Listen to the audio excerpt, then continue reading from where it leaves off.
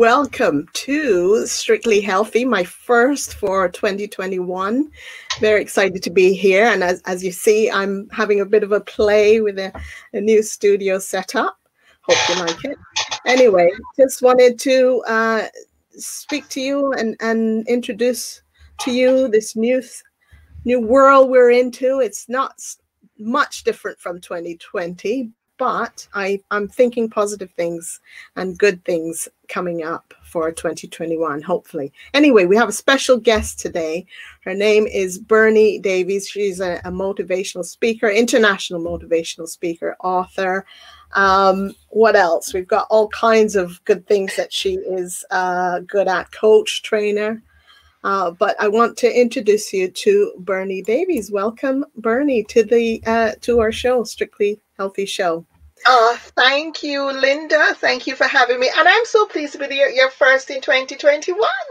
My first in 2021. So you're very welcome. So now let's get right into it. I did say that you are a coach and motivational speaker and trainer, etc. But you also used to be a former lawyer. Yes. Yeah. Yes. Can you tell me a bit about your story? Yes, I qualified for over 31 years, practiced for most of my career. I last practiced in 2009.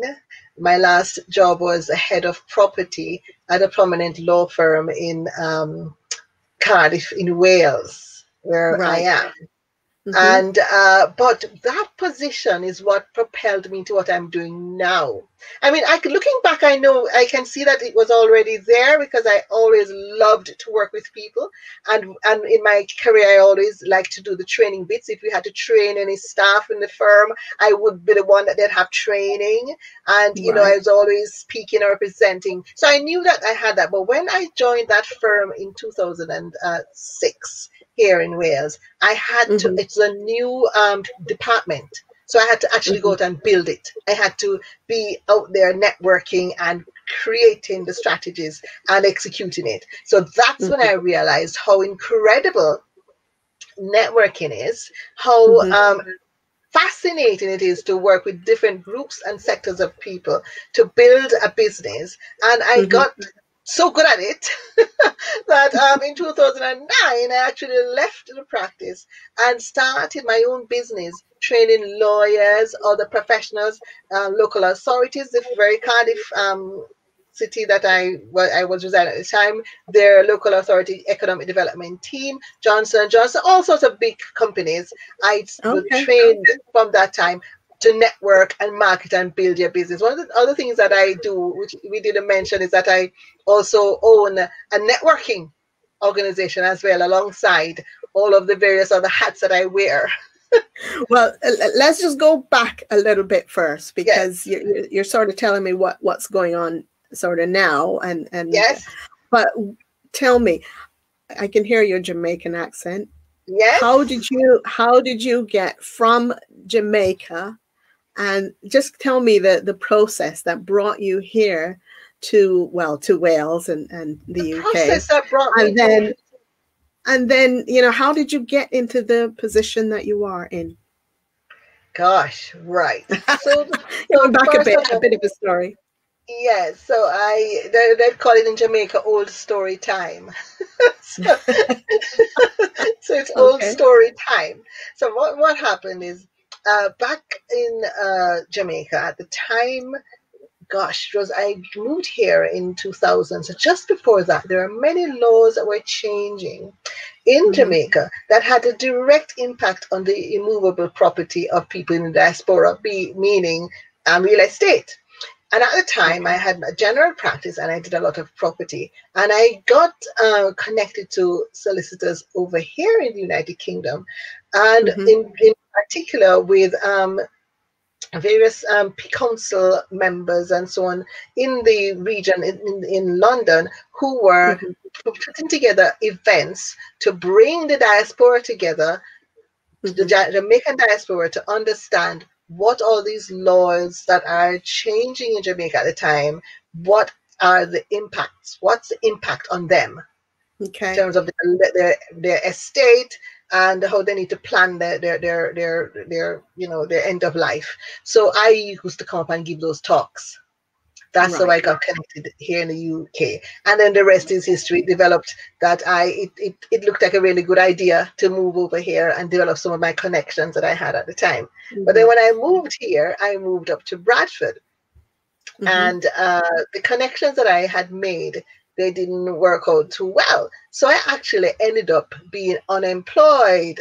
And I was Uh-huh. told at the time I was overqualified. So what I did is that I set up a charity. I set up a charity in Bradford. I What honestly, was the I name of your asked charity? City Refuge International because the charity was born. It came out of one of what I call my U-prints, which is I am always looking at.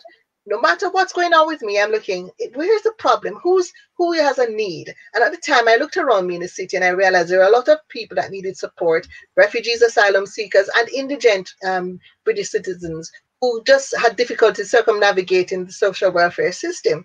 So Right. at the time, I was going to a church that used to do a lot of social outreach. They had a city Mm-hmm. center block of offices. I said to them, give me one of those offices. I'm going to run a charity. I'm going to provide that need. Instead of sitting down and feeling sorry for myself, I'm saying, oh, why are you telling me I'm overqualified? I created the charity. And do you know, Linda, that charity that I set up has to date landed me my most prestigious speaking engagement at the United Nations in 2003. All I right. actually, Wow. yes, That's and brilliant. that's it. And so Yeah. I tell people this all the time. I tell them, listen, when you have a difficulty, in that difficult Mm-hmm. time, who can you serve? What can you do? Because in that Mm-hmm. serving and in that doing could be your own salvation. And so, Mm-hmm. and the thing is, when I actually went, my trip to speak at the UN was actually paid for by the Bradford Council to take my daughter as a nanny there with me and to pay all the expenses to speak. So that's just Well, a true you've story. you've you've got to tell us that story then. How did that manage to work out? Well, it was because I was working with refugees and asylum seekers, wasn't I? And Mm-hmm. that's a bit, immigration has always been a big topic.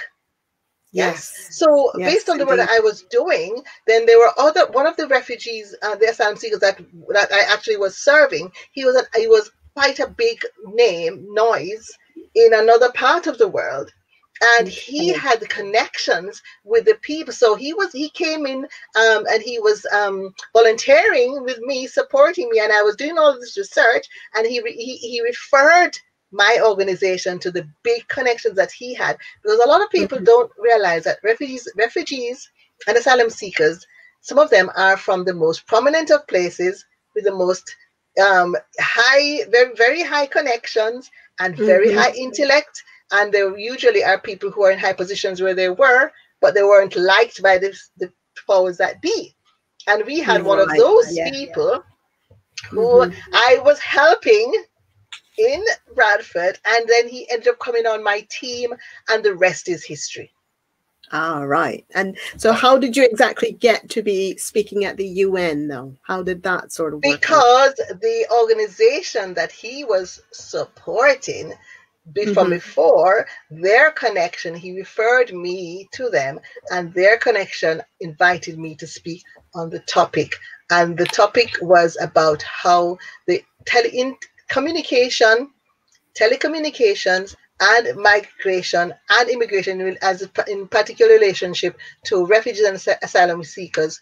What is the impact of that, and how we can uh, merge the two within the new global economy at the time.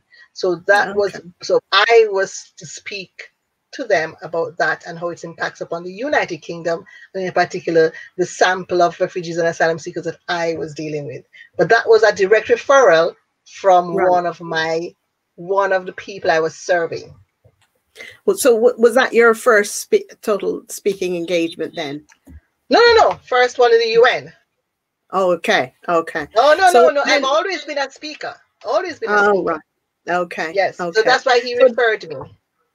so tell us a little bit more about your speaking engagements then, and how did you, well, you did the thing with the UN. How then Yes. did you sort of get to Wales Well, and if you go establish back, yourself in Wales and so on. right. So I, as I said to you before, it was my speaking that got me to the UK, remember? Because I Yeah. came over to speak about what was Mm-hmm. happening with the law. So I was Right. known to be a speaker, despite the Oh, fact I was a good. lawyer, Yeah. as known. So that followed me. And when he found out about my credentials, he then Mm-hmm. referred me on to his contacts, and Okay. I went and I spoke at the UN. However, when I after that whole incident, not incident, that whole journey, it Okay. took me just 3 years. Mm-hmm. I spoke with somebody and they said, listen, what you're going to have to do now, you're going to have to cut your CV down, make it into the form like an avatar. That's what we call avatar now, of the job that you want, and just put Mm-hmm. that and apply. Mm-hmm. So I did that, and I got my first legal job at Walker Morris's Solicitors in Leeds. And Ah, pretty soon, of course, that is where I got a very good position. Then I moved on to DLA Direct. I used to do training with them, but they were not really focused on training because I always had training at my heart. My mother's a mm-hmm. university professor. She passed away now. So I think probably that's where I got the teaching, that Mm-hmm. love, impart knowledge. Mm-hmm. So Well when I done. got Well done. turned on, they wouldn't set up a proper training department. I tried to move to a law firm that had a proper training department, but I did Mm-hmm. not get the job. And I thought, well, I'm not happy about this. And Mm-hmm. I'd come to visit Wales a year before and I fell in love with it. I thought it's a beautiful place. So in my moment of feeling very upset that I didn't get the training job, it's a true story. I thought to myself, you know what? I'm going to see if I could get a job in Wales because I'm fed up. So I Mm-hmm. applied for jobs in Wales. I got the 3 job Mm-hmm. offers of jobs I applied for. I chose the best one and I moved on to Wales in 2006. Okay. And when Yeah. I moved on to Wales in 2006, that is where I had to now run this conveyancing department and build it. Pretty much, it was only a 6-month-old department, so you can imagine it was a lot of work.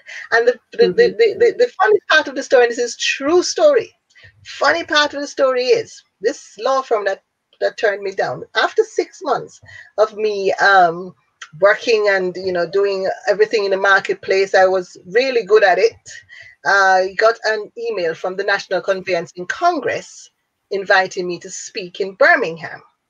Oh, And the right. email was asking me not to speak about law or conveyancing, but to speak about how you network and market your conveyancing department. And that is when I realized, my goodness, I probably do understand something that I didn't know I understood.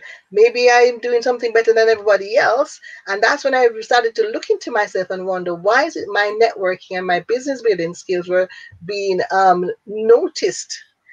Everywhere I went, the doors are opening. Our local chamber of commerce, they were merging to a regional one. People were applying to get a seat on the council. I was sent a letter inviting me to join as a black woman in a new city.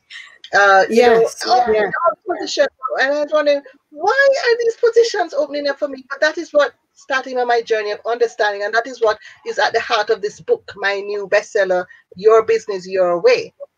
Because I Mm. Well, understand that what you've got to do is find that uniqueness in you. Be your authentic self. mm-hmm.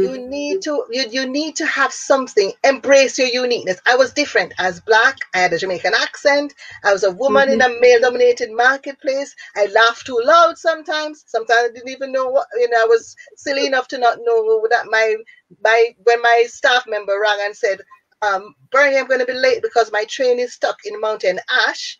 I was too stupid to know that it did not mean we had a natural disaster of monumental proportions in Wales. Was just that there was a name of a town called Mountain Ash, and I was spoke it out loud, and everybody they haven't stopped laughing yet. So I had to learn. I don't know the Welsh words. I don't know what I'm doing, but I didn't take myself too seriously. So I started to look at why is everybody, falling at my feet. It's because I've just been me. But then I was Well, also interested in them. I want to pick up on a couple of things you said. So Yes. uniqueness, you said, is something you thought was key to helping you get to where you want to be. And the other thing was you started a networking group, I think I heard you say. So can you tell us a bit about that and the name of it and Right, how you got that going? right. Okay, so I didn't start a networking group. What I Ah, started, what I got it started wrong. was to train people to network. So I went Okay. in-house, I went into local authorities, I held my own standalone networking training seminars monthly, sell out. I also worked with teams, teaching them how to build their business through relationships. And the lady who is the founder of Introbiz, which you see in the back there, Introbiz, Swansea and West Wales, she's the founder of Introbiz. I met her Okay. on that journey. Now, recently, Introbiz has franchised. So I bought the franchise for my region. So now I Oh, I see. run a networking organization alongside what I do. But initially, it was me teaching them, Introbiz members and other networking organizations, teaching local authorities, companies, teams, you name it, individuals, how to build their business through harnessing their uniqueness, Mm-hmm. but through relationships, through being genuine, credible, and authentic, understanding what it means when you say, people talk about social capital now, leveraging your social capital. It's a new term for an old thing. It's really about Okay. building good relationships. It's not who you know, but Oh, who knows sorry, you. we're not hearing you at the minute. You just the sound went out a minute, but maybe you could just repeat that what you Yes, said. I said it's not. It's about building relationships. It's not about who you know. It's also who knows you. It's about being somebody that's consistent. So, for example, I was different. I always had my bright colors, my lipsticks, my nails. All these funny things.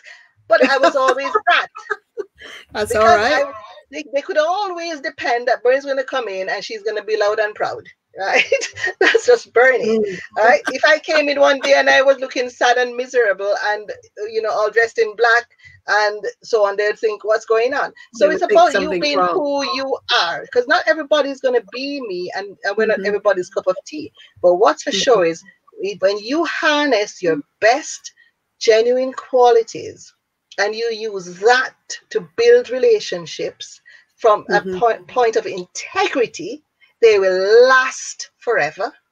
Mm-hmm. People will then open up their networks to you. They'll open up. Back in the day, we used to have Rolodexes. They'll open Yes, their Rolodex. Now they'll open their phones to you and they will connect you. They the will kids today don't collaborate know with. what a Rolodex is, do they? I know these said one other Rolodexes. I'm kind of like, dating myself now, aren't I? Well, So yes, that's fun. So what yes. what let's just get into a bit about what sort of tips would you offer for people. First of all, 2020 was not great. We know that. No, But business people were managing anyway or trying to yes, for the most part, especially those that had online businesses. yes. But how were things for you 2020 and then how are they now for 2021 and any tips that you have that could help any business people with their business health, as this is a healthy show, a strictly healthy show? Oh gosh. Well, first Any of all, tips that you let's care to start with the offer? health. Say again, Yeah, sorry. yeah. First of all, let's start with the health. Okay. Definitely, Linda, it is about your health. I could It not have is. survived 2020 without a young lady who is in my network who does health and well-being. Okay, yeah. She does it from a standpoint of looking at your stress and looking Yeah. at how it links to your weight and your health habits. Now, I did not realize, and she opened my eyes. This is Emma J. I'm Mm-hmm. gonna embarrass her by saying her name, but she's Emma J. Life Shaper is her business. Mm-hmm. And she said to me, we were talking, and she said, Bernie, she started to ask me some serious questions, and she said, you do realize, I just wanted to just ask you, do you realize that you can be stressed doing something you love? Yes. Like, she said, Mm. you know that if you overdo the things that you love, your body is going to still respond as if you are in a crisis situation. Mm. That's a good Okay. point. Yes. Good point. I thought, so that's what, because at the time I was struggling. Okay, now I put on back weight over Christmas. Emma, I'm sorry. But I, at the time, at the She'll time, have to have her get her hands on you again. at the time, I had to look at myself and I thought, you know what? I'm really enjoying what's happening now. It was right at the height of me. I was writing the book. I was going through all these incredible ideas that I had to they call pivot to business. Oh, I can do this, then I can do that. But at the time I was doing 12, 24, like almost 24-hour work. If I'm not actually working, my mind's working. And I was Yes. not taking care of myself. So the weight was piling on and it was showing. And she just kindly stopped and just asked me those questions. And believe me, that made such a turnaround for me. I Yes. lost over a stone to a stone and a half. I lost Great. just from getting balance, Mm-hmm. getting Yeah. balance in the So life. balance And is one of the key things. balance is key, and it is Mm-hmm. recognizing that as too much of a good thing is just as bad as a lot of a Mm-hmm. bad thing. So Okay, we get that point. Yeah, yeah, yes, yeah. we've got to, you know, we've got to, despite the fact that we might love what we're doing as our jobs, our bodies don't know the difference. Our bodies just know that it's under pressure. It So knows what that you're it's saying, working. what you're Stop. saying is give ourselves some balance and some downtime as well. Yes, Whether we're doing something we love, we need some downtime. you need the downtime. You need to Mm-hmm. switch and enjoy something else that does, because you're enjoying work, but there's a lot going on in the mind, a lot going on in the body, a lot of things processing for you to do what you are doing because you're focusing it. So it's a different level of your mind is at. So you Sure. need to take it down, take it sideways, and enjoy something else. Yeah, sure. Enjoy some relaxation with your play with your grandkids like me, play with your grandkids, play with your kids if you're have children, Mm-hmm. young. Coach up with your husband. Coach is a word we use in Wales. Coach means hug. Have a little coach with the husband on the sofa. you know for me, get on Right. the Scrabble board and play some Scrabble. Shift, go for Sure. a walk by the To beach, get the wind in your de-stress. face. Just stop, Mm. because it's not, a lot of us think we're not stressed. No, you are not stressed, but the body is under stress The body because you're is, not yeah, letting it sure. relax. Yes, Sure, so yeah. that's one of the key So, things I learned. okay, that's a good tip. Excellent tip. So, how are things going forward for you now for 2021, and what sort of business tips might you have for people? Oh, I think the key business tip that I would have for people right now is 2020 caught us by surprise. Yeah, we Yes. went to 2020 and we thought, It did. hey, let's be having a 2020, and 2020 had us. But tell you Mm, what, this year there's no surprise. So we go into 2021 now knowing it's hard. Yes. And so now we mm, going now, we need to go in now with a different way of planning. We need to manage our expectations. But then we yeah. also need to have, back in the day, you used to have this thing about having plan A and plan B. We Mm-hmm. need to now start with plan B, C, and D, because we need to anticipate. You need to have an anticipatory plan. Okay, this is what I'd like to achieve, and I'd like to do it in the next 6 months. These are the variants that need to be in place for me to achieve this. Now, if these variants are not in place and something shifts, what would I do? Because come on now, guys, enough of surprises. Yes, it's not about being negative now. It's about being 2021, because we saw Mm-hmm. that 2020 means you got a plan. Yeah.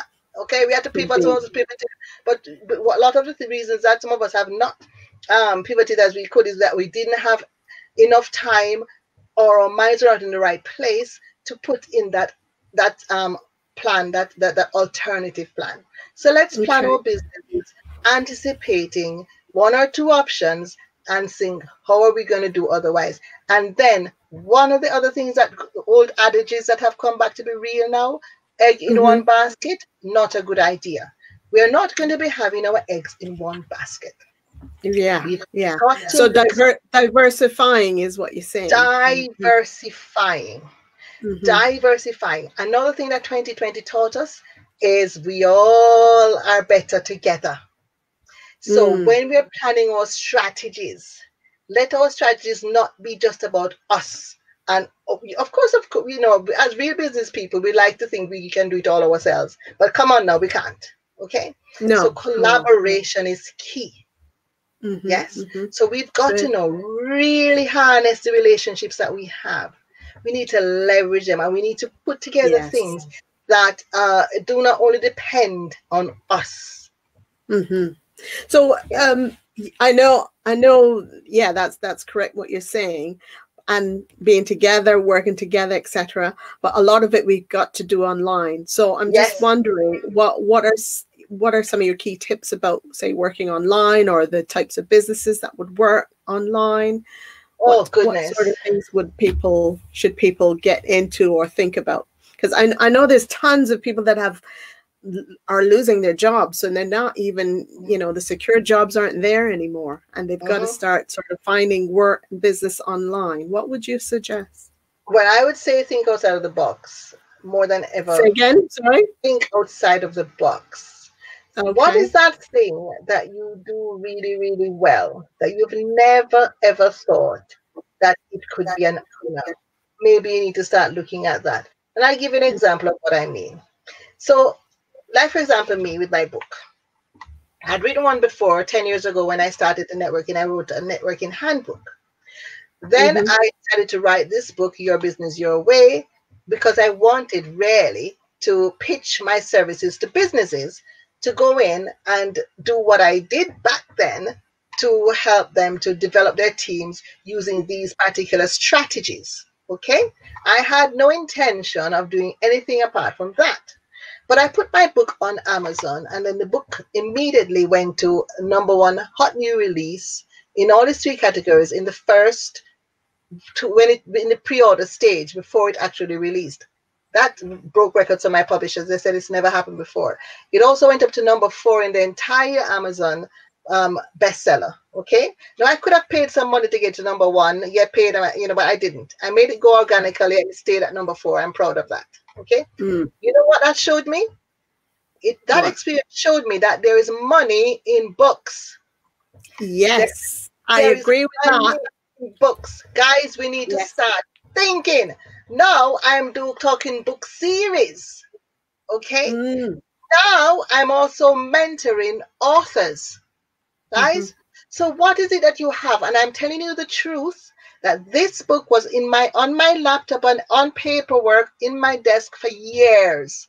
But when I decided to write the book, I pulled it all out, and the book came out. I wrote this book. I think it took me 6 weeks to write the book. Okay. But you had the thoughts all together, so to speak. It was in my materials on my laptop. So ask yourself, what do I have on my laptop? What do I have in my notes? What articles do I have in me? What is it? If that is your area of business, a lot of you have books in you, and there's a business there. It's online. So I think people tend to respect you more, and you get a bit more kudos as well by being an author and writing a book. Yes, but I'm telling you, there is money in it. There is money to be made in selling your books. And so that's one example. My daughter recently, another example, shifting it to somebody else who has different skills. She did public relations, and she's working with EasyJet as an executive. And she's at home working from home with them. And over the holidays, she got an incredible piece of kit as a gift. One of these blenders. I can't even remember the name of the blender, but it's all singing and dancing. And she started to mess about with it and make jams. Yeah. Right. Then she started to bottle the jams. I think you see where I'm going with this, guys. Yeah, right? Sure. So, guys, what I'm saying is, what's the thing you're messing about with in your kitchen? What's the thing you're messing about with in your workshop? What is it? Look, what's in your hand? You've got to open your eyes as well. Yes, and you're good at it. You're doing it naturally because you like it. That could be something you put online and you sell. you know? And write a book or some kind of a notebook or Yes, something about it, a blog, yes. whatever. Yeah, Exactly. yeah. Oh gosh, then of course you can have the blog where you're showing the people how you do it online. Guys, you've got to think, as my new thing is, you've got to think 2021. It's 2021 thinking now. You've got to think it. Yes. Well, this is incredible stuff, but believe it or not, the time has gone, and I don't think we've Oh, really got through half of what we need to get through with you. So I'm going to have you back if that's all right, because I know there's yes, a few more things that we need to get through. absolute pleasure. But I want to thank you for joining me today Pleasure. on the show. But hopefully we'll be able to have you back very, very soon, I because would there was, love that. yes, and I'm sure people have questions, and maybe we can really pin it down to some good tips that we can share with people with regard to their business and their business health. But if All anybody right. needs any more tips, they can also just go on my website, berniedavies.com, and Thank you. and book coffee with me. There's a link Yes, you can yes. book You have a coffee. you have a good booking system there, so people can get more advice directly. Just book on a half-hour slot or something with Bernie, Yes, and you'll be able to get some more tips there. So I want to thank you, Bernie, for joining me today, and absolute pleasure. we'll catch up. We'll catch up shortly. Thank you very much. You're welcome. So that was Bernie Davies. She is motivational speaker, and as you heard, quite a few business tips that she's going to share with you, or has shared with us today. And I want to thank you for joining me on my very first episode of Strictly Healthy. And next week, that's next week, Thursday at 4, I'll be talking to, oh goodness, what's his name? Chooks Maxwell. Sorry, temporarily forgot. Chooks Maxwell, and he has some amazing thoughts as well for 2021. So hopefully you'll join me then. But thank you for joining me now. That's me, Linda Humphreys. Speak to you soon.